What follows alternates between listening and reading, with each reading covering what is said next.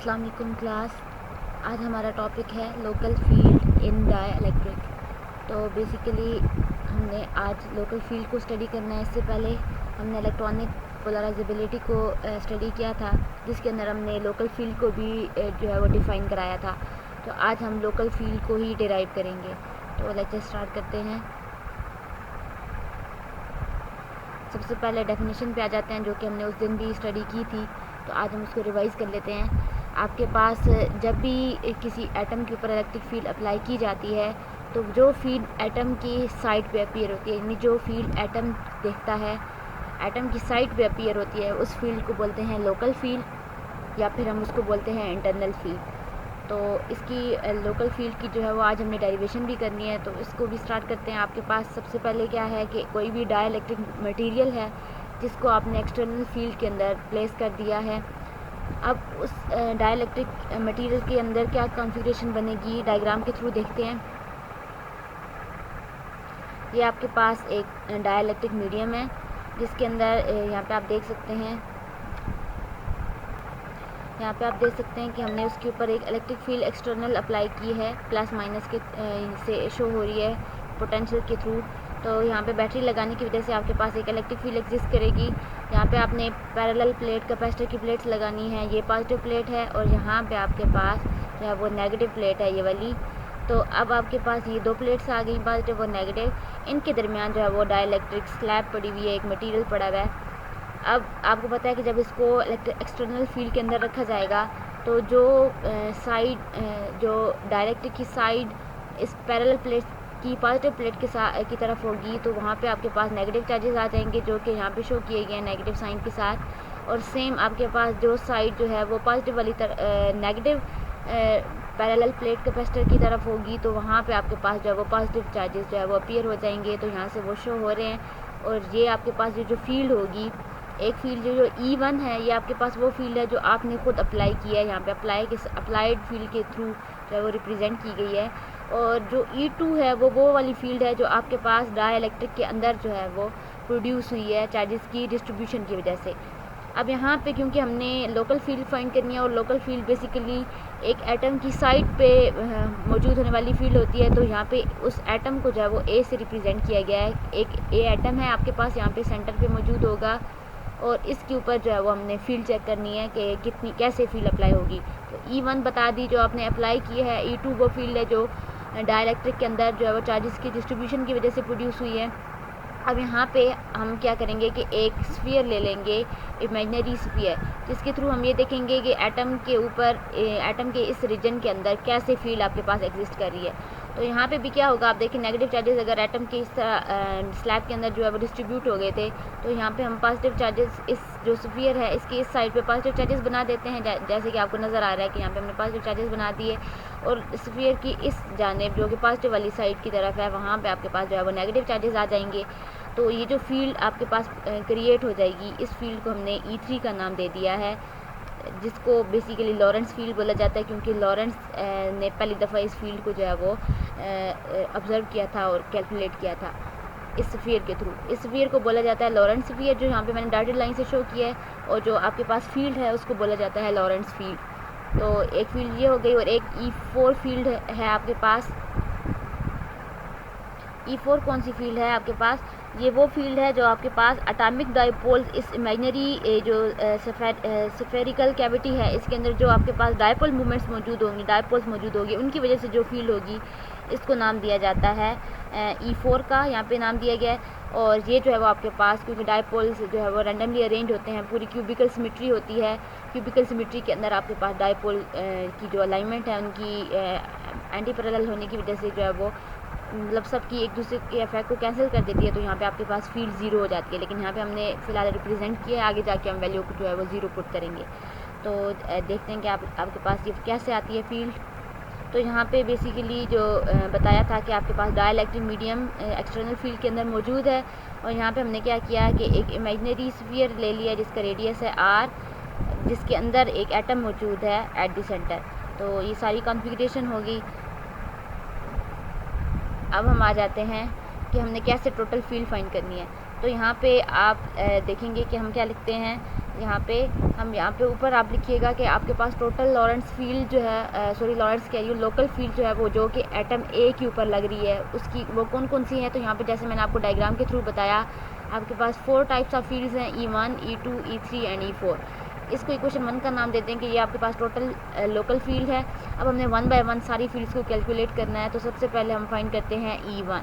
तो E1 कैसे आएगा? अब E1 जैसे कि स्टार्ट में बताया था कि ये कौन सी फील्ड है, due to charge density on the plates of a parallel plate capacitor. तो आपके पास जो चार्ज पैरेलल प्लेट कैपेसिटर के ऊपर अपीयर हुआ है बैटरी अप्लाई करने की वजह से, उसकी वजह से जो फील्ड होगी उसको नाम दिया गया E1 का। और इसका फार्मूला क्या होता है आपके पास, E1 इक्वल होता है सिग्मा ओवर एप्सिलॉन नॉट। ये आपने EDM के अंदर पढ़ रखा होगा कि ये इसकी वैल्यू ये होती है EMT के अंदर। इसको हमने इक्वेशन 2 का नाम दे दिया। बेसिकली सिग्मा आपके पास चार्ज डेंसिटी होती है। अब यहाँ पे हम E1 के बाद E2 को बताते हैं कि E2 हम कैसे फाइंड करेंगे। जैसे कि आपको डायग्राम के थ्रू बताया था वो कौन सी फील्ड थी। E2 बेसिकली वो फील्ड थी जो कि चार्ज डेंसिटी इंड्यूस होने की वजह से with in the slab, dielectric slab जो प्रोड्यूस हुई थी, ये आपके पास जो है वो E2 फील्ड थी। तो E2 का फार्मूला क्या बनेगा फिर, sigma P over epsilon nought. और यहाँ पे सिग्मा P बेसिकली किस चीज़ को डिनोट करेगा, सिग्मा P आपके पास बेसिकली यहाँ पे इंड्यूस्ड पोलराइज चार्ज डेंसिटी को है वो डिनोट करेगा। तो यहाँ पे आपने सिग्मा के साथ जो है सबस्क्रिप्ट के अंदर P डालना है और epsilon naught as it is. तो यहाँ तक 2 फील्ड्स हो गई। अब तीसरी फील्ड जो है वो बेसिकली आपके पास वो फील्ड है जैसे कि डायग्राम में बताया था, लोकल फील्ड है जो कि हमने कैलकुलेट करनी है। सॉरी लोकल फील्ड कह रही हूँ, लॉरेंस फील्ड है जो कि हमने कैलकुलेट करनी है। और इसको भी यहाँ पे E3 को सिर्फ डिफाइन कर देते हैं, आगे फिर इसको हम जो है एक्सप्लेन करेंगे और कैलकुलेट भी करेंगे। तो E3 आपके पास जो है वो इलेक्ट्रिक फील्ड है due to polarisation charges induced on the surface of spherical cavity. तो आपके पास जो स्फेरिकल कैविटी आपने अज्यूम की थी, इसकी सरफेस पे जो आपके पास चार्जेस की पोलराइजेशन की वजह से फील्ड प्रोड्यूस होगी, इसको यहाँ पे नाम दिया गया है E3 का। अब आपके पास E3 को यहाँ पे हमने बता भी दिया, जैसे कि आपको मैंने डायग्राम को एक्सप्लेन करते हुए बताया था कि ये एक लॉरेंस फील्ड कहलाती है, क्योंकि लॉरेंस एक साइंटिस्ट थे जिन्होंने इसको फर्स्ट टाइम कैलकुलेट किया था। अब यहाँ पे E3 को बताने के बाद हम आ जाते हैं E4 पे। और E4 आपको यहाँ पे एक्सप्लेन किया गया कि ये वो वाली आपके पास फील्ड है जो कि एटॉमिक डायपोल्स किसी भी मटेरियल के इनसाइड मौजूद होंगे। यहाँ पे आपके पास इमेजिनरी स्फेरिकल कैविटी थी जिसके अंदर आपके पास जो डायपोल्स मौजूद थे उनकी वजह से। तो अगर क्यूबिकल स्ट्रक्चर होगा यानी कि आपके पास सिमेट्रिकल स्ट्रक्चर होगा तो वहाँ पे आपके पास इलेक्ट्रिक फील्ड ज़ीरो हो जाएगी सबके कैंसिलेशन की वजह से, डायपोल मूवमेंट की कैंसिलेशन की वजह से। तो यहाँ पे आपके पास E4 जो है वो ज़ीरो बन गया। इसको हमने क्वेश्चन 4 का नाम दे दिया। अब असल में हमारा जो काम है वो है कैलकुलेशन ऑफ लॉरेंस फील्ड जो कि आपके पास थी E3। तो हमने बेसिकली यहाँ पे कौन सी फील्ड फाइंड करनी है, लॉरेंस फील्ड। तो लॉरेंस फील्ड को कैलकुलेट करने के लिए अब हम एक काम करते हैं, हम कंसिडर कर लेते हैं कि आपके पास स्मॉल एरिया है किसके ऊपर, on the surface of sphere between theta and theta plus D theta. तो यहाँ पे आपके पास थीटा और डी थीटा के दरमियान यहाँ पे ये वाला जो है ये डी थीटा है, इसको डी थीटा लिखिएगा। तो ये आपके पास जो है वो एक हमने अज्यूम कर ली एक सरफेस अज्यूम करने के बाद हम ये कहते हैं कि जो डी क्यू है उस सरफेस के ऊपर चार्ज प्रेजेंट होगा। सरफेस को हम डिनोट करेंगे ds से। ds आपके पास बेसिकली हम यहाँ पे सब एरिया के तौर पे रिप्रेजेंट करेंगे। अब इलेक्ट्रिक फील्ड इंटेंसिटी क्या होगी, जो कि आपके पास ds सरफेस पे चार्ज प्रेजेंट है, चार्ज की वैल्यू आप यहाँ पे dq से रिप्रेजेंट करेंगे। तो इलेक्ट्रिक फील्ड को कैसे रिप्रेजेंट करेंगे यहाँ पे, तो इस चीज़ को एक्सप्लेन करने के लिए यहाँ पे मैं आपको डायग्राम बताती हूँ कि इलेक्ट्रिक फील्ड कैसे आएगी।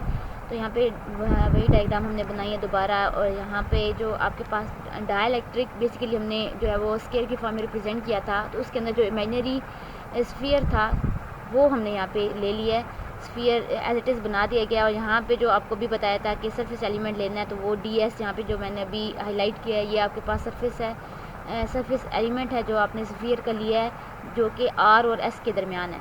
तो ये आपके पास सरफेस एरिया आ गया जहाँ पे आपने वो अज्यूम किया, यानी एक सेक्शन अज्यूम कर लिया है। तो आप एक चीज़ करें, अगर इसी सेक्शन को मैं यहाँ पे पहले यहाँ पे ये एक चीज़ देख लें कि अगर यहाँ पे आपके पास ये जो एटम है ये सेंटर में मौजूद है, तो एटम का जो है वो सर्कमफेरेंस तक का डिस्टेंस जो है वो रेडियस बनेगा r यहाँ पे भी, और सेम आपके पास जहाँ तक भी सर्कमफेरेंस तक डिस्टेंस लेंगे वो आपके पास आर बनेगा। अब जो एस पॉइंट है वो जो है एंगल बना रहा है ए पे थीटा, यहाँ पे थीटा लिखिए, यहाँ पे थीटा से मैं यहाँ पे हाईलाइट कर देती हूँ। और जो आपके पास आर पॉइंट है सरफेस एलिमेंट का, वो जो एंगल बना रहा है वो टोटल जो ये वाली लाइन होगी सीधी, यहाँ पे अगर मैं इसको बिल्कुल स्ट्रेट लाइन को यहाँ पे हाईलाइट करूँ तो ये आपके पास स्ट्रेट लाइन है, इससे एंगल एक थीटा है एस का। और जो आपके पास आर वाली लाइन है, ए आर वाली लाइन, इस पूरी लाइन का जो एंगल है वो है थीटा प्लस डी थीटा। तो ये वाला जो आपके पास होगा एंगल ए एस से ए आर, ये बनेगा डी थीटा। तो यहाँ से ही आपको एंगल्स की का पता चल गया। अब यहाँ से क्योंकि हमने सेक्शन जो है वो सिर्फ डी एस वाला जो है वो यहाँ पे अज्यूम किया हुआ है, तो ये पूरा सेक्शन जो है वो हम स्ट्रेट नीचे ले जाते हैं तो ये एक किस्म की रिंग बना देगा। तो ये अगर मैं स्ट्रेट लेके जाऊँ नीचे यहाँ पे, तो ये यहाँ तक, और इसी तरह एस से नीचे स्ट्रेट लेके जाएंगे तो आपके पास ये बनेगा यूं करके। तो ये आपके पास पूरा सेक्शन होगा। इस सेक्शन को अलग से बनाया जाए तो ये किस्म की रिंग बनाएगा। अब ये जो रिंग है ये बेसिकली अब यहाँ पे देखें, इस रिंग का सेक्शन जो है वो यहाँ पे डिफाइन कर दिया गया है। यहाँ पे अब देखें आपके पास एक इलेक्ट्रिक फील्ड यहाँ पे अगर लगेगी तो वो उसकी डायरेक्शन यूं होगी। अब इसका अगर हम कंपोनेंट्स ड्रा करें तो एक कंपोनेंट बनेगा थीटा के साथ जो है वो कास थीटा, और एक जो है वो परपेंडिकुलर कंपोनेंट बनेगा साइन थीटा वाला। सेम आपके पास जो नीचे वाला सेक्शन होगा वहाँ पे भी इलेक्ट्रिक फील्ड इस तरह डाउनवर्ड लगेगी। तो इसके जो कंपोनेंट्स आप बनाएंगे इसी तरह कास थीटा की फॉर्म में और साइन थीटा की फॉर्म में। तो यहाँ पे एक बन गया कास और ये वाला नीचे वाला बन गया साइन। तो अब यहाँ पे देखें आपके पास साइन थीटा ऊपर और नीचे दोनों की डायरेक्शन जो है वो अपोजिट है, तो साइन थीटा वाले कंपोनेंट्स जो है वो एक दूसरे के इफेक्ट को कैंसिल कर देंगे। आपके पास जस्ट जो बचेगा वो सिर्फ यहाँ पे भी कास थीटा वाला कंपोनेंट बच जाएगा, और यहाँ पे नीचे भी आपके पास जो सेक्शन है रिंग का जो आपने अज्यूम किया हुआ है उसके अंदर आपके पास सिर्फ बच जाएगा DE3 कास थीटा ऊपर और नीचे। तो ये मतलब आपके पास टोटल फील्ड का जो कंपोनेंट्स टोटल फील्ड आएगी E3 की, उसके सिर्फ यही वाले कास थीटा वाले कंपोनेंट्स आएंगे। तो यही चीज़ जो है वो पीछे रिप्रेजेंट की गई है। DE3 की वैल्यू आपके पास क्या बनी कि आपको पता है कि सिंपल इलेक्ट्रिक फील्ड का फार्मूला होता है KQ/R²। यहाँ पे DQ चार्ज, क्योंकि आपके पास जो सरफेस आपने अज्यूम किया है उसके अंदर चार्ज DQ है, और कंपोनेंट क्योंकि सिर्फ कास थीटा वाला लेना है तो आपने वही वाला कंपोनेंट ले लिया और डिवाइडेड बाय R²। तो ये आपके पास बन गई क्वेश्चन नंबर 5। अब यहाँ से हमने जो है वो पोलराइजेशन को बताना है। तो यहाँ पे पीछे डायग्राम के अंदर देखें, आपके पास जो बेसिकली पोलराइजेशन की डायरेक्शन है वो यहाँ पे है, यहाँ पे होगी।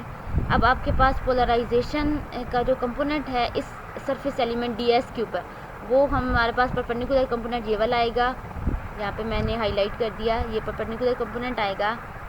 तो अब यहाँ पे देखें Pn = P cos थीटा आपके पास कंपोनेंट है पोलराइजेशन का, जो किसके ऊपर परपेंडिकुलर है, परपेंडिकुलर है वो यहाँ पे DS एलिमेंट पे वो परपेंडिकुलर है। तो अब आप Pn को फिर कैसे रिप्रेजेंट करेंगे, Pn का कंपोनेंट जो यहाँ पे आप डिनोट कर रहे हैं कि यही आपके पास DS पे परपेंडिकुलर है, तो Pn की वैल्यू आएगी P cos थीटा, और ये होता है किसकी इक्वल है, charge per unit area. Area आपके पास यहाँ पे DS है, और ये कैसे आया है मैं आपको पिछली वाली स्लाइड के अंदर बता देती हूँ। ऊपर मैंने यहाँ पे रीज़न दे दिया है, यहाँ पे स्टैटिक से डिनोट किया है, यहाँ पे देखें ये वाला। तो ये आपके पास रीज़न गिवन है कि आपके पास डायपोल मूवमेंट होता है Q/D, और पोलराइजेशन होती है dipole movement per unit volume. तो आप यहाँ पे डायपोल मूवमेंट की वैल्यू पुट करें, वॉल्यूम जो है वो इस तरह लें DS area multiply by D के साथ कैंसिल, तो आपके पास बच गया Q/DS, और यही है आपके पास चार्ज बाय एरिया। तो ये चीज़ आपके पास आ गई पोलराइजेशन का कंपोनेंट। तो यहाँ पे आपने डिफाइन करा दिया। अगर आपने चार्ज कैलकुलेट करना है तो आप चार्ज की वैल्यू DQ को इधर ही रखेंगे, और DS को जो डिवाइड हो रहा है दूसरी साइड पे मल्टीप्लाई हो जाएगा, तो आपके पास बनेगा P cos थीटा × DS। ये आपके पास बन गई इक्वेशन नंबर 6। तो आपने अभी जो इक्वेशन 5 के अंदर DE3 की वैल्यू लिखी थी उसके अंदर आपके पास DQ आ रहा था, तो यहाँ से हमने DQ इक्वेशन 6 से फाइंड कर लिया। इसको हम इक्वेशन 5 के अंदर पुट करेंगे तो आपके पास K × P cos K theta बन गया। एक cos थीटा पहले से मौजूद था और एक यहाँ पे इक्वेशन 6 से आ गया, तो आपके पास बन गया P cos K theta DS/R²। इसको नाम दे दे इक्वेशन नंबर 7 का। अब आपके पास जो बेसिकली इक्वेशन बन गई है वो बन गई है DE3 = 2K P cos K theta DS/R²। अब आप यहाँ तक करने के बाद अब आपने क्या करना है, तो यहाँ से ये करने के बाद अब आपके पास DE3 की वैल्यू ये बन गई थी। यहाँ पे अब आपको बेसिकली DS की वैल्यू चाहिए। तो DS की वैल्यू कैसे करेंगे? DS बेसिकली आपके पास एरिया एलिमेंट है, तो ये फाइंड करने के लिए हम चलते हैं। आपके पास एरिया जो है वो DS जो है वो किसकी इक्वल होगा? सर्कमफेरेंस ऑफ रिंग, क्योंकि DS आपके पास पूरा वो जो आपने पोर्शन लिया था वो एक रिंग बना रहा था, तो circumference of ring multiply by thickness of ring. तो यहाँ पे सर्कमफेरेंस क्या आएगा? 2 पाई। अब ये जो r साइन थीटा कैसे लिखा है और इसी तरह r d थीटा कैसे लिखा है, तो ये यहाँ से चेक करें। ये आपके पास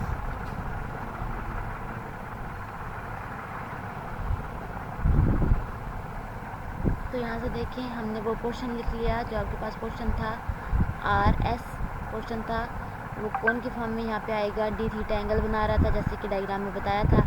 तो आपके पास ये जो आर्क लेंथ है ये कैसे आएगी? आर्क लेंथ बेसिकली आपके पास RS बनेगी, और आर्क लेंथ फार्मूला से जैसे S equal to R theta होता है यानी एंगल और रेडियस, तो यहाँ पे आपके पास एंगल d थीटा है और R जो है वो रेडियस है। तो यहाँ से आपके पास थिकनेस आ जाएगी RS equal to R d theta, thickness आपके पास ये आ गई। अब हमें यहाँ से ये वैल्यू चाहिए जो आपके पास रिंग का रेडियस है वो क्या बन रहा है। जैसे हमने लिखा था circumference 2 pi into R, 2 pi into radius, और रेडियस रिंग का रेडियस क्या बनता है? QS। वो कैसे आएगा? इसलिए आप यहाँ पे साइन थीटा की आइडेंटिटी यूज़ करें तो आपके पास some people have perpendicular over hypotenuse, और यहाँ पे परपेंडिकुलर आ गया QS और हाइपोटेन्यूस आपके पास आ गया AS। तो यहाँ पे आपके पास QS की वैल्यू आ गई AS इंटू साइन थीटा, और AS आपके पास बेसिकली जो है वो रेडियस R था।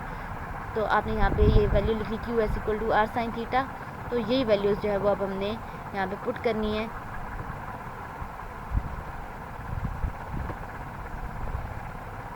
तो वैल्यूज़ पुट कर दी सर। यहाँ पे रिंग के रेडियस की जगह 2 pi into R sine theta आ गया, और यहाँ पे थिकनेस की जगह R d थीटा, R के साथ मिलके R स्क्वायर बना दिया, और यहाँ पे साइन थीटा d थीटा। ये आपके पास आ गई इक्वेशन नंबर 8। तो अब हमने इक्वेशन 8 को जो भी हमारे पास आई है DS की वैल्यू, वो हमने इक्वेशन 7 के अंदर पुट करनी है। और इक्वेशन 7 थी क्या? DE3 equals to K P cos square theta DS over R square. तो यहाँ पे K की वैल्यू भी हमने पुट कर दी 1/4 pi epsilon not P into cos square theta, और DS की जगह जो भी वैल्यू निकाली थी 2 pi R square sine theta d theta, और divide by R square as it is. अब R स्क्वायर के साथ कट गया, 2 पाई से कट के यहाँ पे 4 था तो 2 बच गया, तो आपके पास ये बच गया P cos square theta sine theta d theta over 2 epsilon not. इसको इक्वेशन का नाम दे देते हैं इक्वेशन 9 का। अब ये आपके पास जो है वो फील्ड है जो आपने एरिया अज्यूम किया था स्ट्रिप का, यानी खुद से रिंग एक ले ली थी जिसका एरिया था DS। तो अगर आपको टोटल इलेक्ट्रिक फील्ड चाहिए पूरे स्फेरिकल कैविटी की वजह से, तो आपको क्या करना होगा? ऊपर वाली जो इक्वेशन 9 है इसको इंटीग्रेट करना होगा, और इसकी लिमिट्स क्या होंगी? 0 से पाई। और 0 से पाई क्यों होंगी? क्योंकि आपके पास रिंग जो है उसकी ये जो थीटा है बेसिकली वो एंगल है आपके पास पोलराइजेशन का फील्ड के साथ। तो आप पूरा हाफ रोटेट कराएंगे तो आपके पास जो है वो फुल, अगर आप इसको फुल लिख दें 2 पाई लिख देंगे तो आपके पास ये डबल जो है वो कवर हो जाएगा। तो आपको 0 से पाई लेना है, 0 से पाई लेंगे, और यहाँ पे वैल्यूज़ इंटीग्रेशन यानी आपने बेसिकली इक्वेशन 9 की इंटीग्रेशन कर ली इन बिटवीन लिमिट 0 से पाई। तो अब आपके पास क्या आएगा? अब यहाँ पे हम जो है वो यहाँ पे एक चेंजिंग करते हैं यानी सब्स्टिट्यूशन करते हैं। cos थीटा को x की इक्वल पुट करते हैं तो उसका डेरिवेटिव लेंगे तो आपके पास आएगा minus sine theta into d theta equal आ जाएगा dx के। जब आपके पास थीटा जो है वो 0 था तब आपके पास x की वैल्यू क्या बनेगी? 1, क्योंकि यहाँ पे cos 0 पे 1 होता है। सेम आपके पास जब थीटा पाए होगा था तो अब आपके पास x की वैल्यू क्या बनेगी? cos 180 पे पाए पे -1 होता है तो x की वैल्यू आ जाएगी -1। तो ये हमने सब्स्टिट्यूशन करनी है। तो ये सब्स्टिट्यूशन करने के बाद अब आपके पास बच गया इंटीग्रेशन के बाद P over 2 epsilon not constant था, वो पहले हमने इंटीग्रेशन से बाहर निकाल लिया था, तो आपके पास बन गया 1 से -1 इंटीग्रेशन, और यहाँ पे cos स्क्वायर थीटा की जगह x स्क्वायर आ गया और साइन थीटा डी थीटा की जगह -dx आ गया। तो ये चीज़ अब आपको पता है कि यहाँ पे x स्क्वायर dx मौजूद है तो इसकी इंटीग्रेशन कैसे होगी? पावर रूल लगेगा क्योंकि डेरिवेटिव x का 1 मौजूद है साथ, तो x³ ओवर 3 बन जाएगा और लिमिट्स +1 से -1, और जो माइनस का साइन था वो हम बाहर यहाँ पे ले आए हैं तो -p ओवर 2 एप्सिलॉन नॉट, और ये जो इंटीग्रेशन अभी सॉल्व की है इसका 3 जो है वो डिवाइड में बाहर आ जाएगा। तो पीछे आपके पास x के अंदर लिमिट्स अप्लाई हो जाएंगी, अपर लिमिट और माइनस लोअर लिमिट। तो -1 का क्यूब -1 और ये एक माइनस ये वाला 1, तो -1 -2 बन जाएंगे। यहाँ से माइनस माइनस प्लस हो जाएंगे और p ओवर ये 2 से कैंसिल, p/3 एप्सिलॉन नॉट आपके पास इक्वेशन 10 बन गई।